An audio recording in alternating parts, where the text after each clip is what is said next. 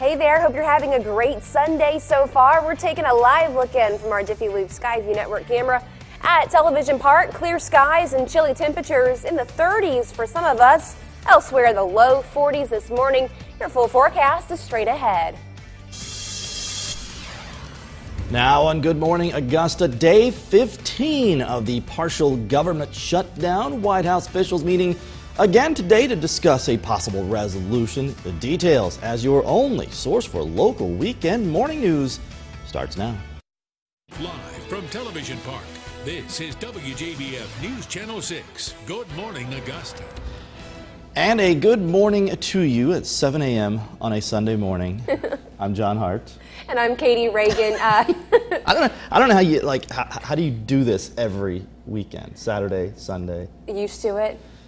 I'm doing it for 3 years, not 3 years here, but 3 years another, 1 year another place. But it also helps when I bring good news for weather. So, if I fall asleep, just nudge me. I will, and get you more coffee. All right, do that. Yes, we'll be back with the forecast in just a little bit. All right, Katie, thanks. This morning, Vice President Pence, along with other administration officials, getting ready to meet with congressional leaders. They met yesterday as the debate over border security and the government shutdown continues. Both sides locked in a bitter stalemate, of course, as hundreds of thousands of federal workers are not getting paid. Elizabeth Herr has our coverage from Washington this morning. With the partial government shutdown now in its third week, top White House officials met with congressional aides in a bid to reach an agreement. And after being briefed on that meeting, President Trump tweeted, "Not much headway made today. Second meeting set for tomorrow."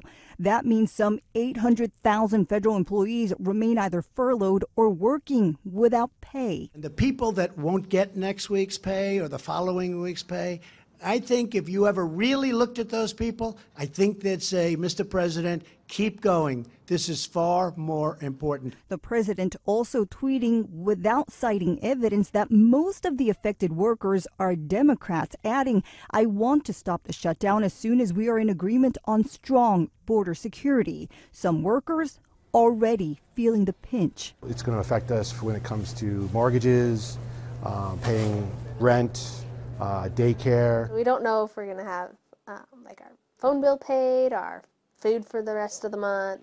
Democrats are urging the president to reopen the government. Open up the government and let's continue the discussions. Maintaining they support border security but not a wall. And our border security will suffer if we do not resolve this issue. President has signaled he's willing to declare a national emergency to bypass Congress and build the wall himself, a move that would most certainly be challenged in court. Elizabeth Herr, ABC News, New York. It's now 3 minutes past the hour, and we're giving you a live look in along Washington Road on our Jiffy Lube Skyview Network camera, where we are starting out the day with not a cloud in the sky. Another sunny day in store as dry air and cooler air continues to filter in behind that cold front that rolled through just about 36 hours ago or so. Check of temperatures across the two-state Columbia, waking up chilly in the mid-30s. We're 38 right now in Augusta, and even that chilly air stretching to our coastal cities and towns. Savannah, 40 degrees, 41 Charleston, and Myrtle Beach is at 47. So yes, we are waking up to chillier air than we did yesterday, and then yesterday was cooler than the day before. So we are trending a little bit cooler, but that just only stands for this morning. We're going to rebound really nicely for temperatures this afternoon. It'll be feeling a whole lot like spring as an area of warmer, drier high pressure moves in over the two-state. And in the full forecast, we'll talk about how long the sunshine sticks around. John.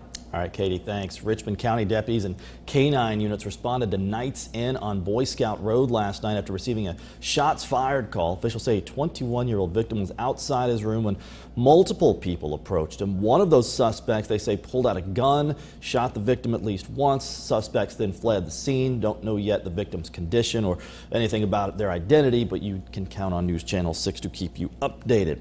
Deadly vehicle fire in Columbia County. This happened at in Harlem at Old Union Road near Tolbert Drive. A body discovered inside after that fire was put out. It appears the driver, 21-year-old Wesley Tankersley Jr., was on Old Union Road when he lost control, drove into a wooded area and then hit a tree. Tankersley's body will be taken to the GBI crime lab in Atlanta for an autopsy tomorrow. A candlelight vigil tonight for a man who was killed in a crash on I-20 Friday night. Barrington Allen was traveling eastbound on I-20 near the Appling-Harlem exit when investigators say he lost control of his car and then hit a guardrail. Then his vehicle continued into the wood line and hit a tree. He was 27 years old, taken to Augusta University Medical Center where he later died. His body also will be taken to the GBI crime lab tomorrow for an autopsy. That vigil, by the way, tonight at 5 o'clock.